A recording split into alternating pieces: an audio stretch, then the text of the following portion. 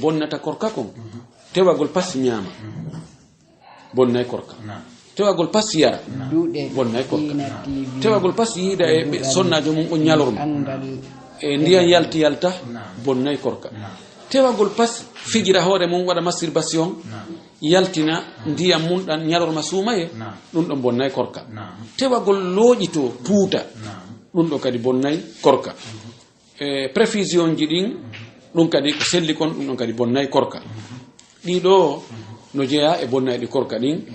mi raɓɓinɗino ɗo e piiji ɗi tawata yimɓe no sikka ɗi bonnay korka ta ɗi bonnata korka prélève gol ƴettugol ƴiiƴan fi ndarugol nawnare bonnata korka piqûre ji ɗin fop si wonara ko piqûre vitamine fi lekki heege ɗin ɗon kadi fof bonnata korka o vaccin je ko ari ko vaccin anti corona ma kala vaccin je ɗen fof kadi bonnata korka few fi hiɗa hoori ɓe indi ya ar vaccinoɗa yaw vaccinoɗa ɗum taƴata korka kam few mo falji ñaami yejjiti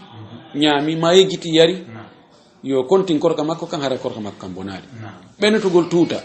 bonnata korka hartere si fooli on tigi moɗiti hartere nde bonnata korka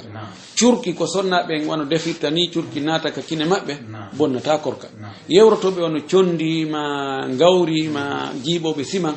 ko ɗum ma ndugguji e ɗi laayi meɗen ɗum ɗon fof ko natata ka hunduko ma naata ka kine ɗum bonnata korka ko sintinte ka gite ma ko sintinte ka noppi ma ko sintinte ka kine fi lekki nawnare ko selli kon e konguɗi karama koɓɓe hay son tigi soƴi ka dande mum ga haaɗendi mundin ma lewñendi mundin ɗum ɗon kadi bonnata korka wano wonduɓe asma ƴeegol koɓe pompata kon ka kine maɓɓe ɗo ma ka hunduko si tawi fofan gon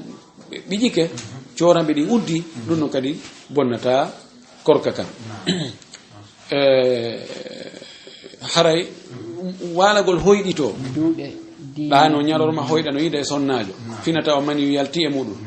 ɗum no kadi ko ɓuuri sellude kon yani aslam bonnata korka kam few kono noon waɗi yo lotolongal ngal madiyu o si yalti e makko o daari ko harmi ma o mijitike fi sonnajo makko on ha sawr ɗum ɓantike to dihal yalti ɗon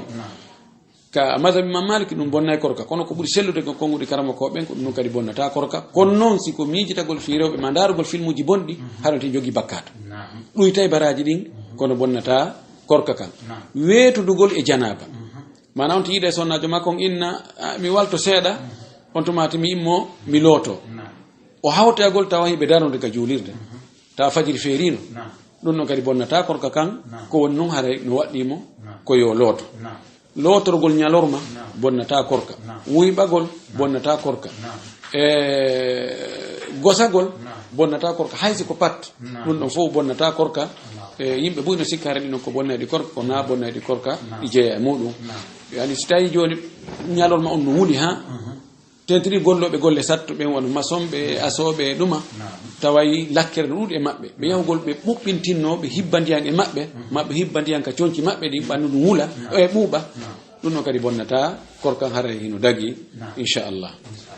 haray so tawi lande no woodi ɓen wawi feɗɗugo ka lande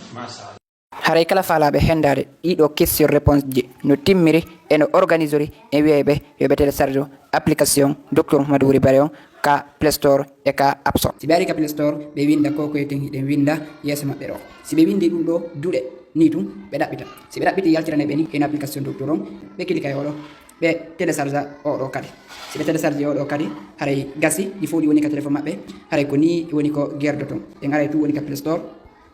windiren ni waɗen ɗaɓɓiten sen ɗaɓɓiti heno application ɗi ɗiɗi kala ɗo on sayi e télécharge on ɗi ɗonno on télécharge mo kono wawton golletirgol mo on ñoƴƴe e makko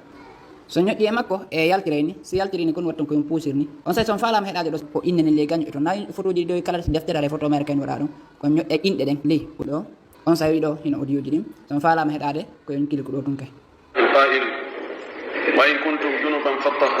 se feƴƴi ɗon kadi question réponse ko yeten ko falteɗen ko foppuno ɗo kadi no sendita ina waɗa ɗo hijab restaurant banque hôtel copinage leyya fi suumaye